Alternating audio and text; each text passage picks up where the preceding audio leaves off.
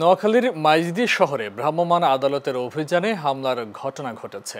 এ সময় নির্বাহী ম্যাজিস্ট্রেটের গাড়ি ভাঙচুর ও সড়ক অবরোধ করে যান চলাচল বন্ধ করে দেওয়া হয়। আজ দুপুরের দিকে নোয়াখালীর জিলা স্কুলের সামনে এই হামলা ও ভাঙচুরের ঘটনা ঘটে। তবে বর্তমানে পরিস্থিতি স্বাভাবিক রয়েছে। স্থানীয়রা জানিয়েছে, বেলা 11টায় নোয়াখালী জেলা প্রশাসনের সহকারী কমিশনার ও এক্সিকিউটিভ ম্যাজিস্ট্রেট মোহাম্মদ ফাহিম হাসান খানের নেতৃত্বে জেলা শহরের সড়কের দুই পাশের অবৈধ স্থাপনা উচ্ছেদ অভিযান চালায় ভ্রাম্যমাণ আদালত। এ সময় সড়কের পাশে অবৈধভাবে থাকা বিভিন্ন গাড়ি ডাম্পিং করা হয়। এতে ক্ষুব্ধ হয়ে গাড়ির মালিক ও চালকরা মাইজদি প্রধান সড়ক অবরোধ করে নির্বাহী ম্যাজিস্ট্রেটের গাড়ি ভাঙচুর করে। খবর পেয়ে ঘটনাস্থলে সেনাবাহিনী ও পুলিশের একাধিক টিম উপস্থিত হয়ে পরিস্থিতি নিয়ন্ত্রণে আনেন।